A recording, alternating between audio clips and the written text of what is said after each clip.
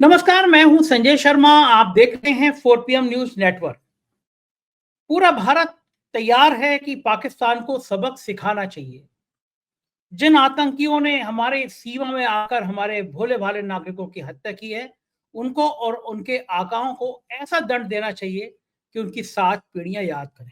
अभय दुबे जी से विस्तार से इस विषय में बात की है। अभी चलते हैं उनके पास सारी बातें करने के लिए। उससे पहले बता दूं कि सुप्रीम कोर्ट में सुनवाई हुई थी। हमारे तरफ से तलहा साहब, मोहम्मद हैदर साहब ने भी रिट तैयार की थी। तलहा साहब और कपिल सिब्बल साहब पेश हुए थे और कपिल सिब्बल साहब ने कहा कि यह बिल्कुल इलीगल है कि बिना किसी नोटिस के इस तरह चैनल को बंद कर दिया जाए। सुप्रीम कोर्ट ने 1 हफ्ते का नोटिस दिया सरकार को, 1 हफ्ते में जवाब देने को कहा है। अगले हफ्ते फिर सुनवाई है। चलेंगे आज की बड़ी बड़ी खबरों को। जो अभय द्विवेदी जी से बात की, हमने अभय जी से पूछा है कि जब देश तैयार हो रहा है, मानसिक रूप से तैयार हो रहा है कि पाकिस्तान को सबक सिखाया जाए, तो उत्तर प्रदेश के मुख्यमंत्री कह रहे हैं कि सभी बिल्डिंगों को गोबर से पाट दिया जाए। अखिलेश कह रहे हैं ये नया गोबरनामा है। अजय राय कांग्रेस के फायर ब्रांड नेता, उन्होंने बस केवल नींबू मिर्च दिखाई और बीजेपी भड़क गई।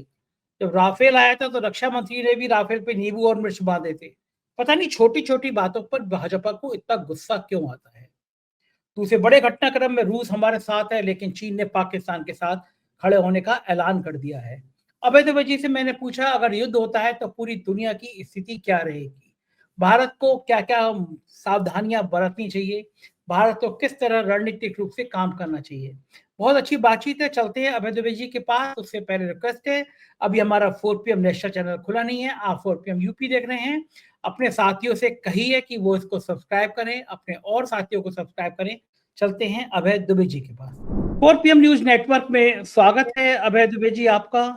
कोई भी बात शुरू करने से पहले मैं दर्शकों को बता दूं, क्योंकि बड़ी उत्सुकता रहती है सबको और आप भी मुझसे पूछ रहे थे। सुप्रीम कोर्ट में कल सुनवाई हुई थी 4 PM के नेशनल चैनल को बंद करने को लेके। हमारी बेंच की तरफ से मोहम्मद तलहा साहब और कपिल सिब्बल जी ने बहस करी और कपिल सिब्बल जी ने कहा कि बिना किसी नोटिस के 4 PM को बंद कर दिया गया, ये कानूनी रूप से सही नहीं है। और इसके बाद में कोर्ट ने हमें सरकार को नोटिस देते हुए 1 हफ्ते का समय दिया है कि कोर्ट बताए कि हमारे ऐसे कौन से वीडियो थे या क्या कारण है जो चैनल को बंद किया गया। तो 1 हफ्ते बाद फिर सुनवाई होगी। ये तो रही बात यहाँ 4 PM के बंद होने की। कश्मीर का जिक्र होगा ना, जाहिर है हमें तो पता नहीं नेशनल सिक्योरिटी किस चीज से इनकी बाधित हो गई। लेकिन इस बीच में फोटो आए हैं कश्मीर से भारतीय जनता पार्टी के पूर्व अध्यक्ष रैना साहब के। सैनिकों के संग में वो बर्फ में खेल रहे हैं, बर्फ में अटगेरिया खेल रहे हैं, फोटो बना रहे हैं, रील बना रहे हैं, रील जारी कर रहे हैं।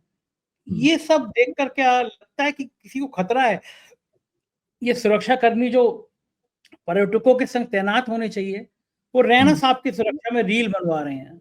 भाजपा के ये पूर्व अध्यक्ष कश्मीर की बर्फ की वादियों में मौज ले रहा है और हमारा चैनल बंद हो रहा है क्योंकि हम पूछ रहे हैं, क्योंकि पहलगाम में जब आतंकी हमला हुआ तो सुरक्षा कहाँ थी? सुरक्षा या तो इनके साथ थी या निशिकांत दुबे के साथ थी।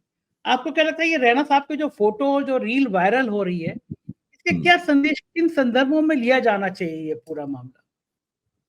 देखिए, भारतीय जनता पार्टी सत्तारूढ़ दल है और हिंदुस्तान भारतीय परंपरा ये रही है आजादी के बाद से कि सत्तारूढ़ दल के लोग जो होते हैं वो मलाई काटते हैं।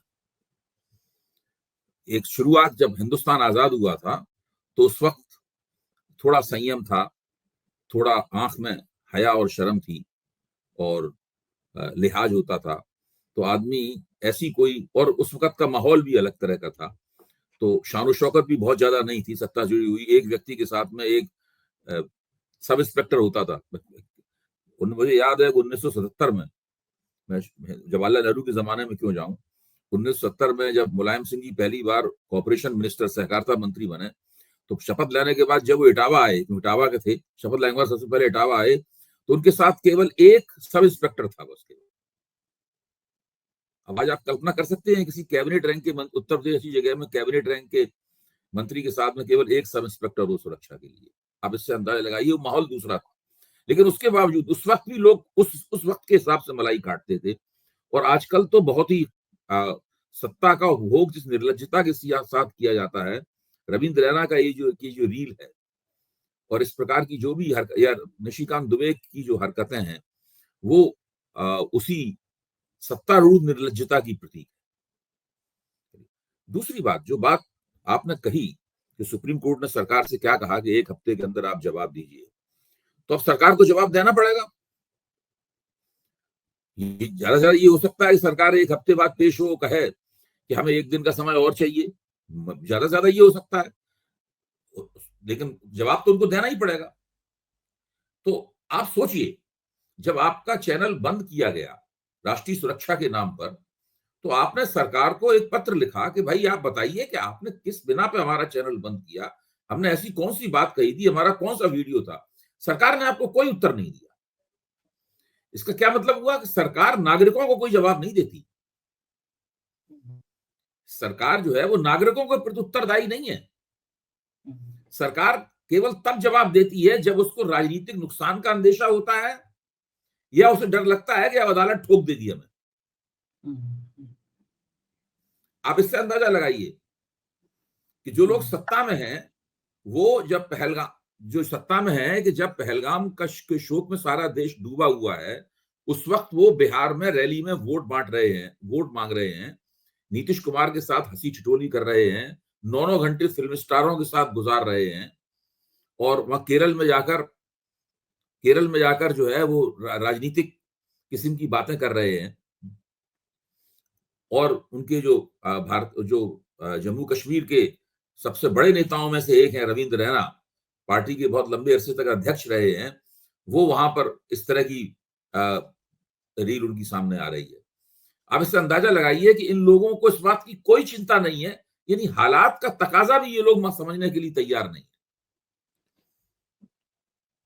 मतलब ये वो लोग हैं जो कि जहां पे अफसोस का अभिनय करने की जरूरत हो तो अभिनय करने के लिए भी तैयार नहीं है अफसोस का।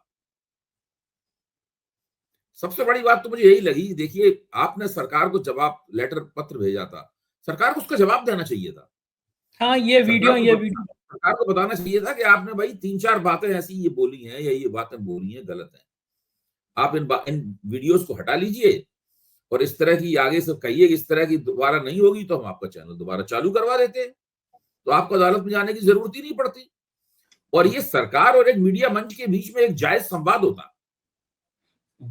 भाई एक मीडिया मंच है बहुत बड़ा, देश का सबसे बड़ा मीडिया मंच है, उसका सरकार के बीच में एक संवाद होता।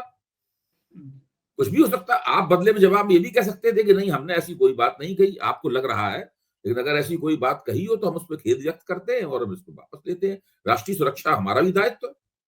बिल्कुल ठीक बात है, एकदम ठीक। लेकिन ऐसा करने की बजाय सरकार ने एक टकराव वाली स्थिति तैयार की।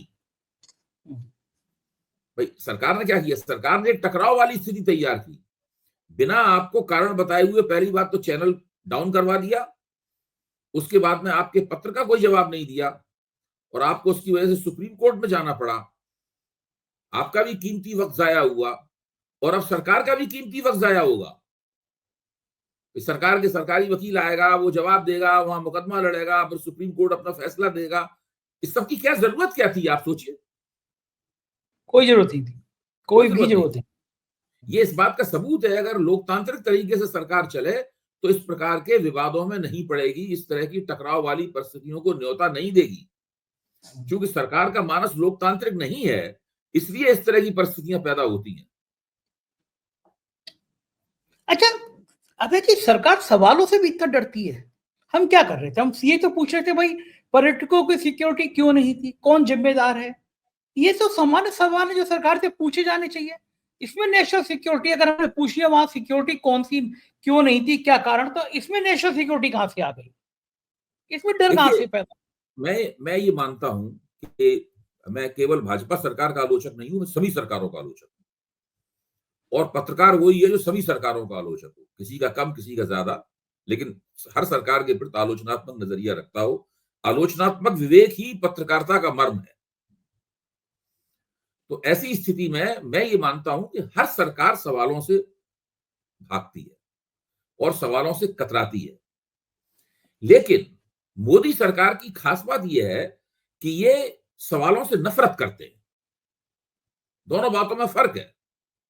बहुत सी सरकारें मिल जाएंगी जो सवालों के प्रति असहज रहती हैं, वो चाहती हैं उनसे कोई सवाल ना पूछा जाए और फिर सवाल का जवाब देने से वो कतर में इधर उधर होंगी, उल्टे सीधे मतलब इस तरह के जवाब देंगी, इससे मामला भटक जाए। कि मोदी सरकार सवालों से नफरत करती है और उनके जवाब में दमन दमन पर उतर आती है।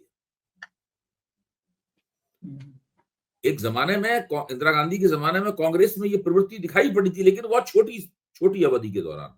उससे पहले और बाद में कभी कांग्रेस में ये प्रवृत्ति नहीं दिखाई पड़ी। मैं खुद इसका प्रमाण देता हूं।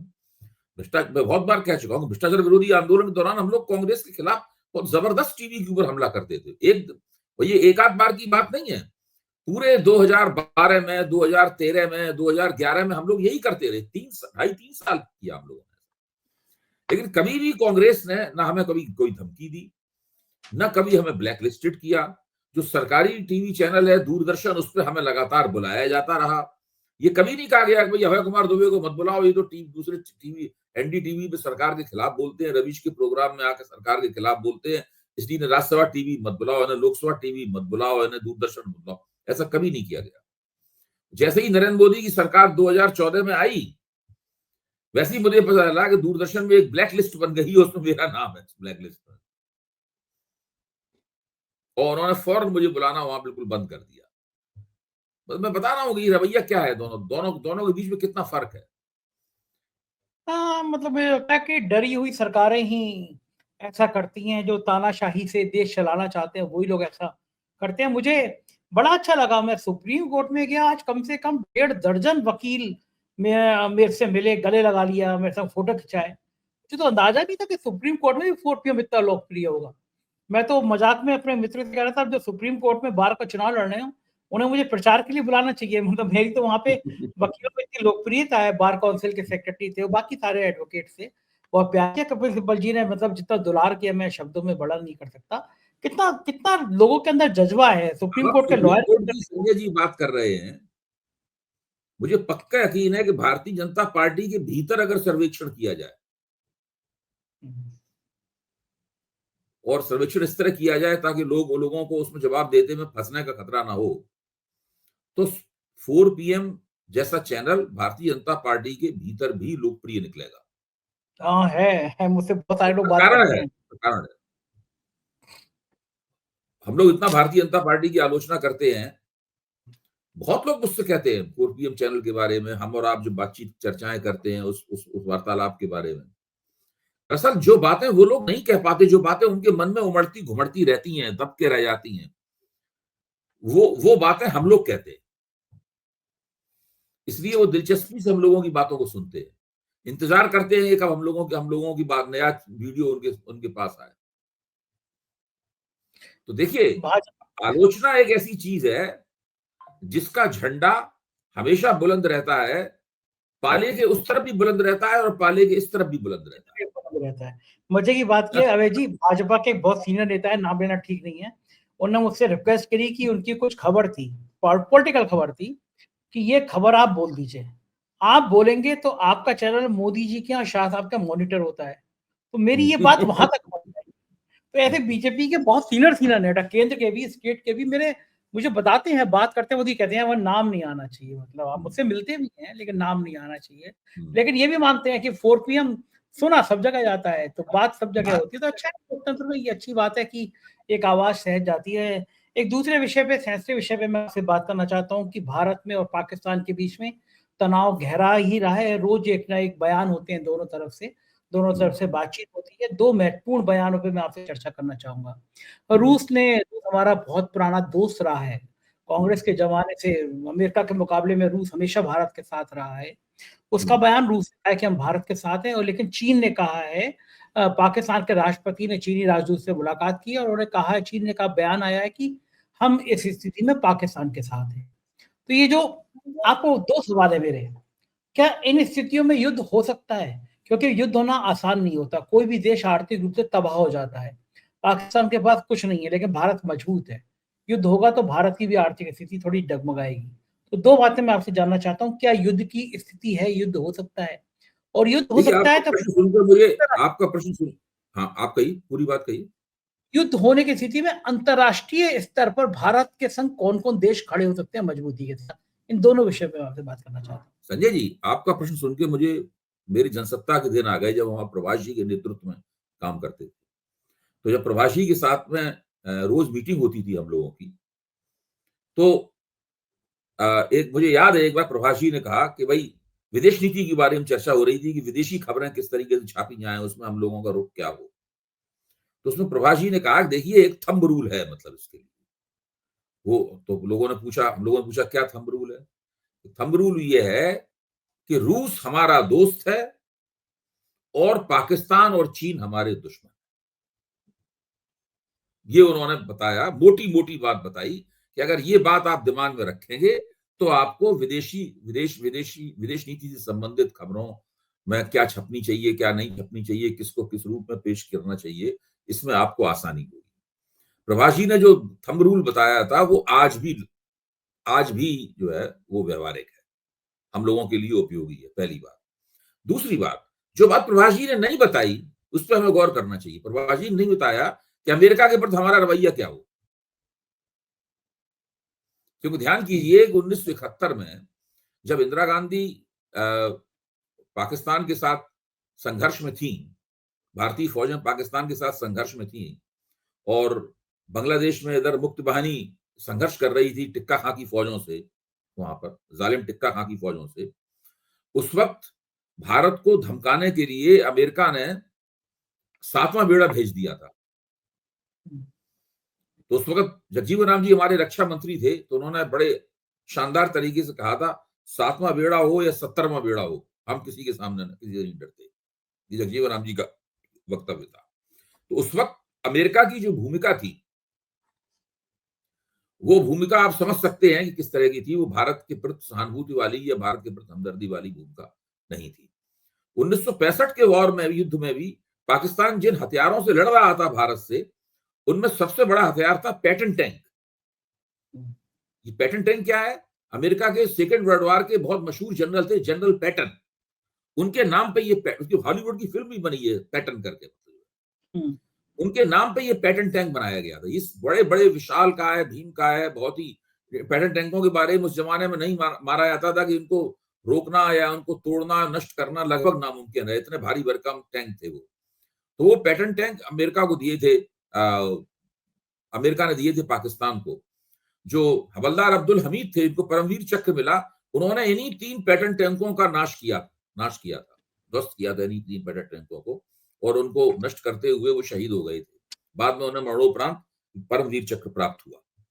इन सब बातों के कहने का एक परिप्रेक्ष्य है, उसको समझना चाहिए।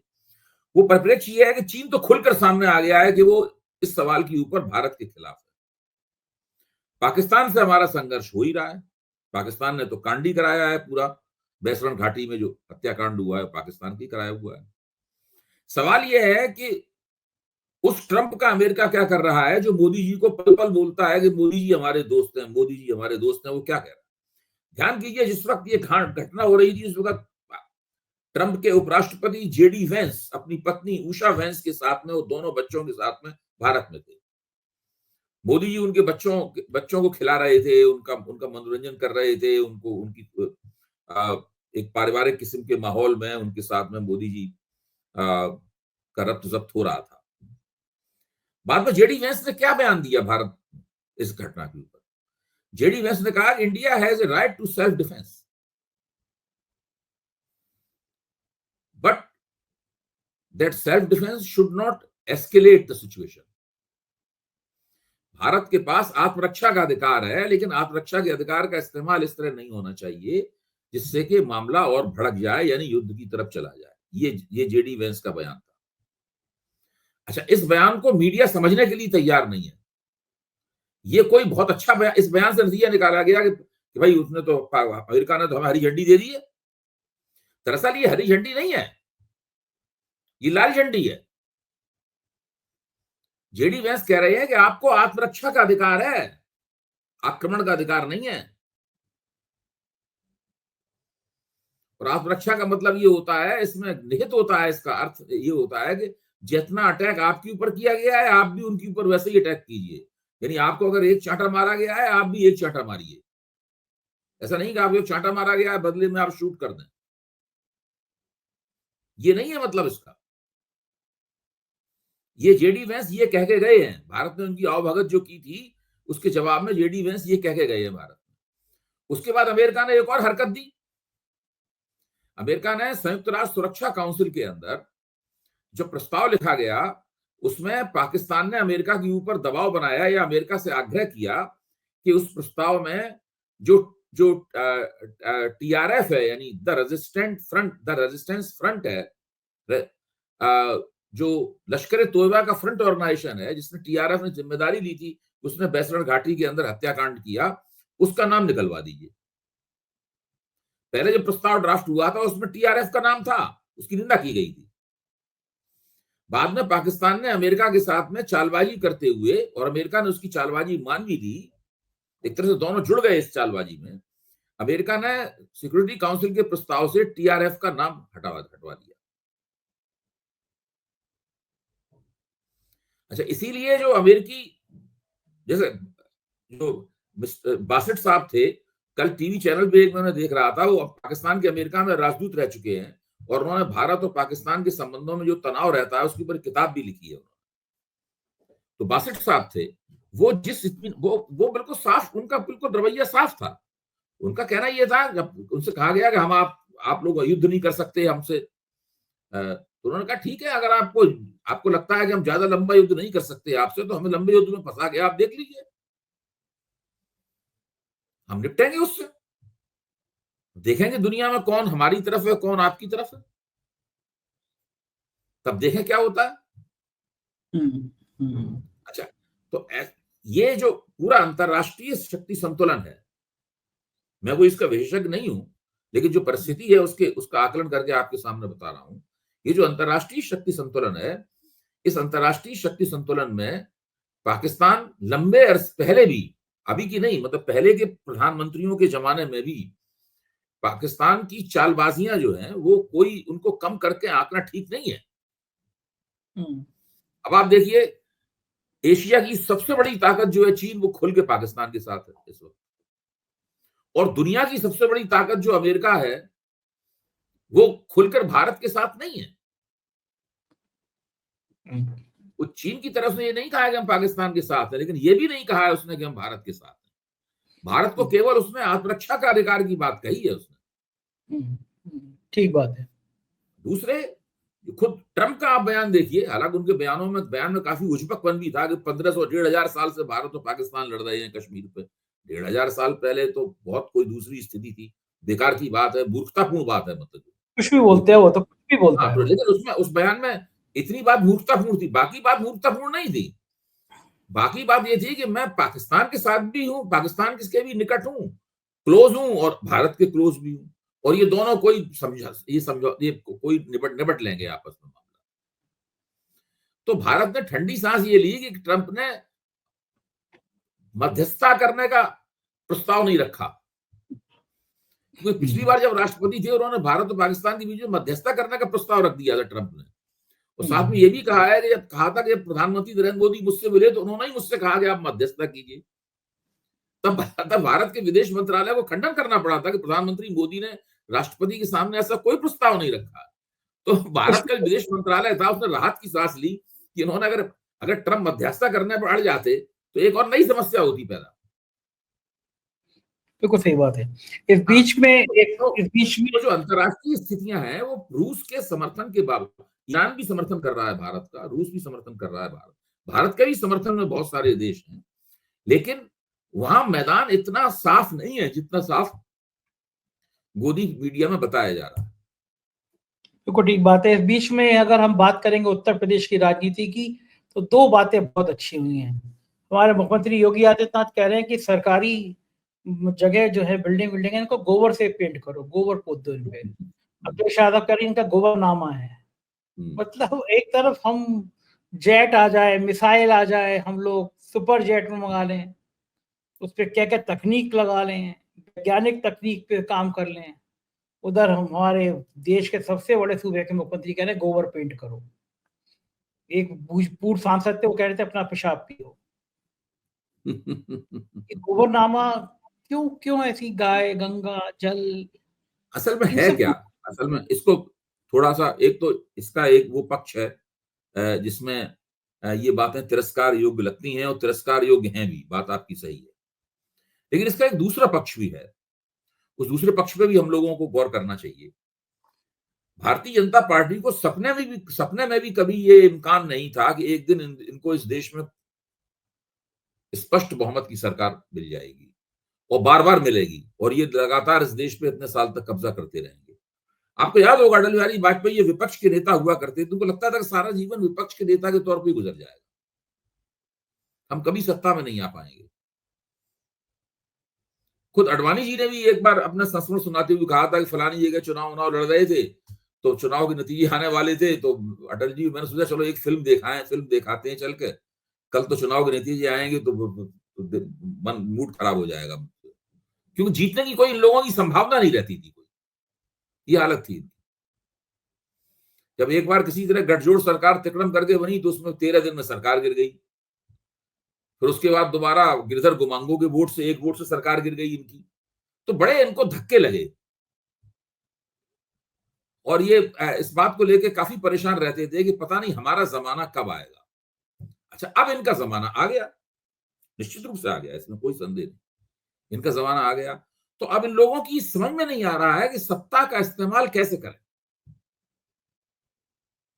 क्योंकि इनके पास सत्ता का इस्तेमाल करने, सत्ता का सदुपयोग करने का कोई प्रोटोकॉल नहीं है, कोई समझ नहीं है सत्ता का सदुपयोग करने की। इसीलिए मोदी जी भी कुछ भी उल्टा सीधा बोलते हैं। निशिकांत दुबे जैसे लोगों को इन लोगों ने खुली छूट दे रखी है कि जो मन में आए उल्टा सीधा बोलते रहो। योगी आदित्यनाथ जैसे व्यक्ति को मुख्यमंत्री बना दिया है,